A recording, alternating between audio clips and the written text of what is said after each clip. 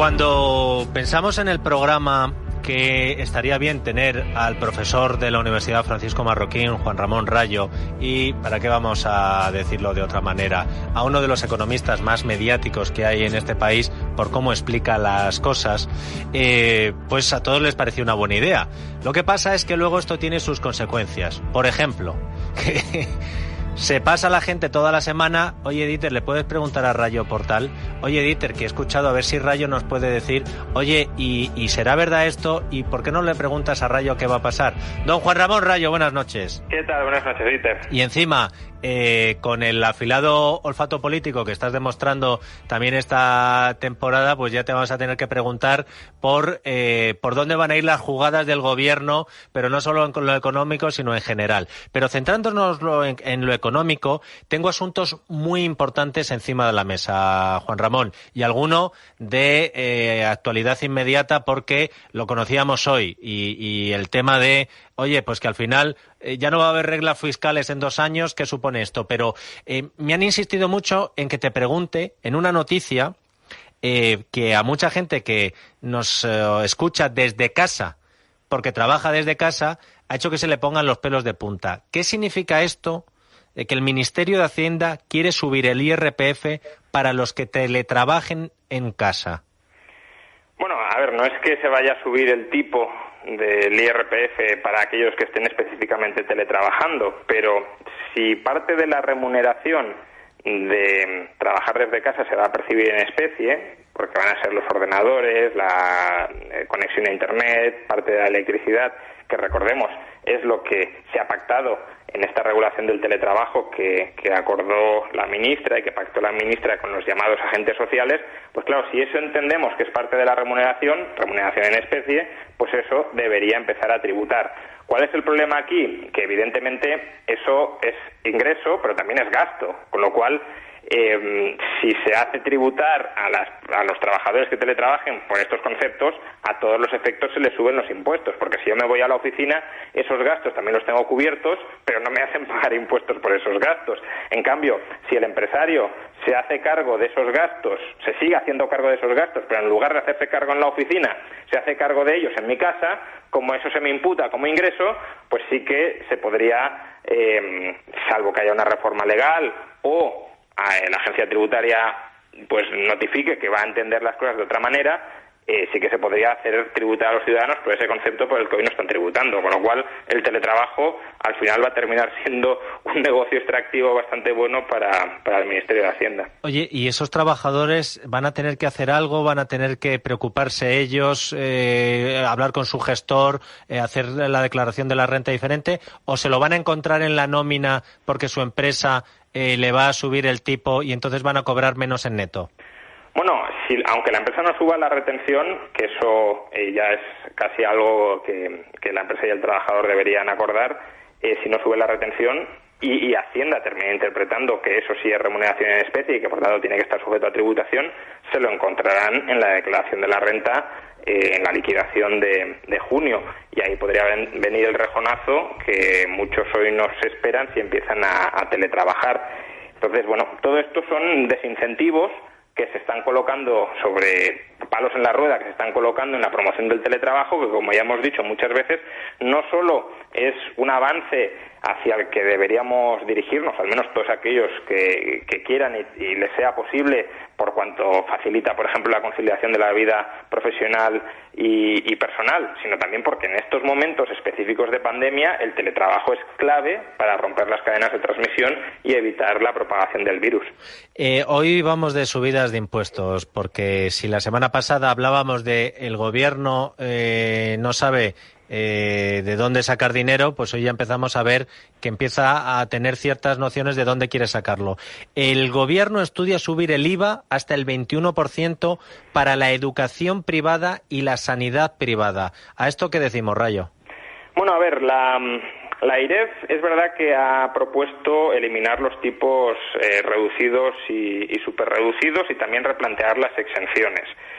Porque lo que dice la AIREF es que al final los tipos reducidos y superreducidos no son progresivos, como Es decir, obviamente los que más pagan, los que más habitualmente compran los productos que están en tipos reducidos o superreducidos son las rentas bajas, pues sí que es verdad que hay una afectación mayor en ese grupo. Pero en términos absolutos, quien más gasta en esos productos siguen siendo las rentas altas. Es decir, aunque la renta alta gaste un 5% de su presupuesto en productos de baja tributación y la renta baja gaste un 20%, es más un 5 que el 20 y por tanto paga más impuestos la renta alta o se ahorra, mejor dicho, pagar impuestos por el tipo reducido y superreducido, la renta alta que la baja. Entonces, la IREF dice que esto no es progresivo y que por tanto es mejor un tipo único del IVA, limitar al máximo las exenciones, entre ellas las de educación y sanidad, y que luego si tiene que haber redistribución, porque obviamente esto supondría una subida de impuestos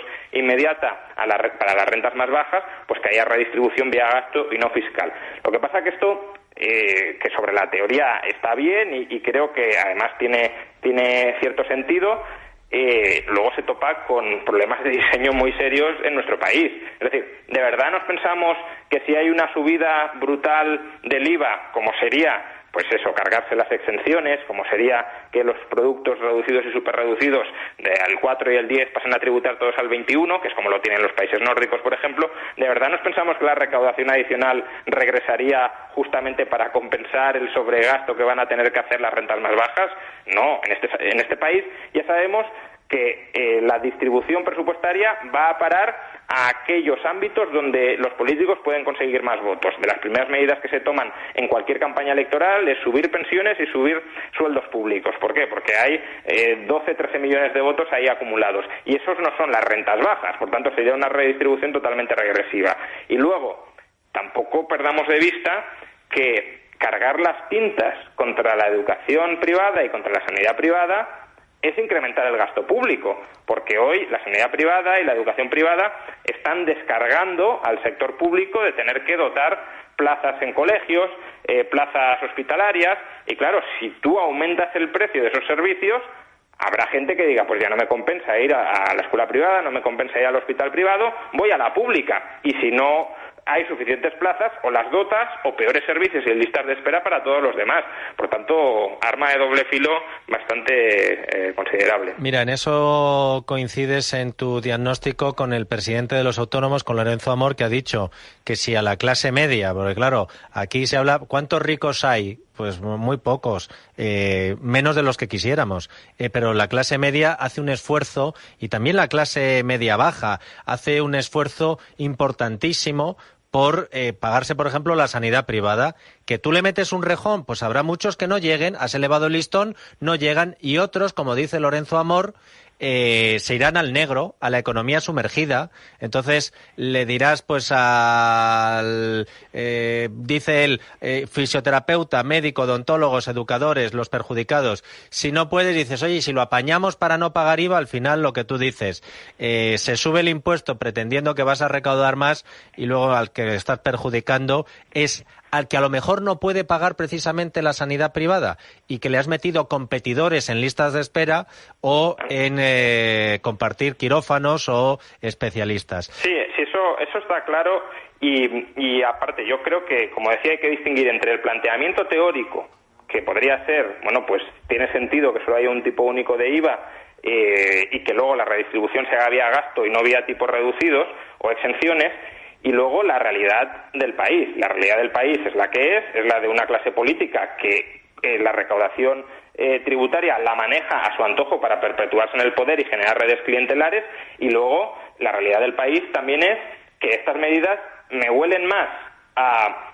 medidas ideologizadas. Exacto. De tratar de demoler la sanidad privada y la educación privada, que a medidas técnicas que, ya digo, desde un punto de vista técnico podrían tener una explicación y algunos estarían de acuerdo, pero un gobierno de PSOE y sobre todo de Podemos, ¿realmente creemos que quiere subir el IVA al 21% a la educación y a la sanidad porque de esa manera se consigue una redistribución más eficiente, o porque quiere cargarse la sanidad privada, la educación privada, y quiere que todo el mundo pase por la planificación de la educación y de la sanidad estatal para tenerlos más amarrados, para tenerlos más dependientes del sector público? Pues creo que claramente lo último. Pues de momento el titular es el que es. Y vamos con esa decisión del Ministerio de Hacienda, lo anunció ayer la ministra Montero, de suspender las reglas fiscales durante este año y el próximo. ¿Esto qué supone, Juan Ramón? Bueno, pues supone que los ayuntamientos van a poder gastar todo el remanente que habían ahorrado, que habían acumulado durante los años anteriores.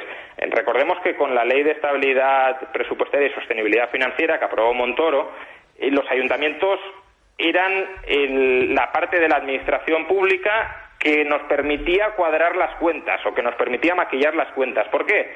Pues porque como partían de niveles de gasto muy bajos en el año 2012-2013 y se les impuso que no, la regla de gasto, que no podían aumentar mucho el gasto cada año, su gasto estaba muy restringido, sus ingresos son bastante estables porque, por ejemplo, el IBI, pues el IBI más o menos pagamos siempre lo mismo, haya mucho paro o haya poco paro, eso no es un ingreso cíclico. Entonces, los ayuntamientos han acumulado un superávit muy grande durante mucho tiempo y es un superávit que no han podido gastar, con lo cual lo han ahorrado y tienen un remanente de unos 30.000 millones de euros que no podían utilizar porque no se les dejaba gastar más. ¿Qué intentó hacer el gobierno? Pues ya es sabido, el gobierno intentó apropiarse de ese remanente de 30.000 millones de euros para gastarlo él como considerara, dándoles a los ayuntamientos permiso para que cada año pues se les devolverían 5.000, 6.000 euros cada año y sobre ese exceso que se les devolvía sí podían disponer. Los ayuntamientos se rebelaron porque era quedarse con el dinero de los ayuntamientos para que el sector de la administración central hiciera vete a saber qué.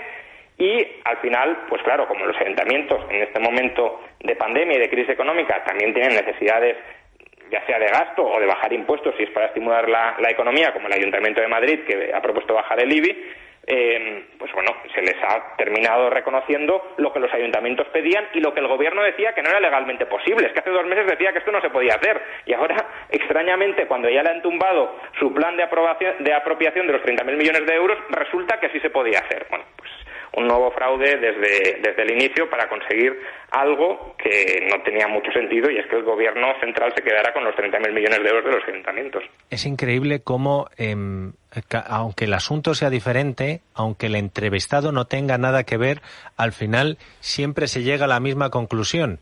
Ayer me pasó con el portavoz del CSIF de Educación, que estábamos hablando de Salvador Illa y de lo que había hecho en esa reunión interministerial, que decían que las comunidades del PP, que había sido una encerrona, y el del CSIC de Educación decía, es que Celaá nos ha hecho también una encerrona, porque nos cita para no decirnos lo que luego iba a hacer. Y hoy que estamos hablando de ese estado de alarma, que solo podía utilizarse el estado de alarma para impedir que los madrileños fueran a Murcia, pues hoy resulta que con una resolución ministerial pues sí que se podía hacer. Y tú has recordado algo que a mí se me había olvidado, y es que la abogacía del Estado. ¿Te acuerdas que la ministra de Hacienda sacó primero un informe para decir que no se podía, luego lo cambia, luego sí se puede, y al final lo que era imposible, al final es posible y sí se puede hacer? Sí, ellos han dado la excusa que como la Comisión Europea ha relajado las normas del déficit, ya se puede hacer, pero es que las normas se relajaron en marzo.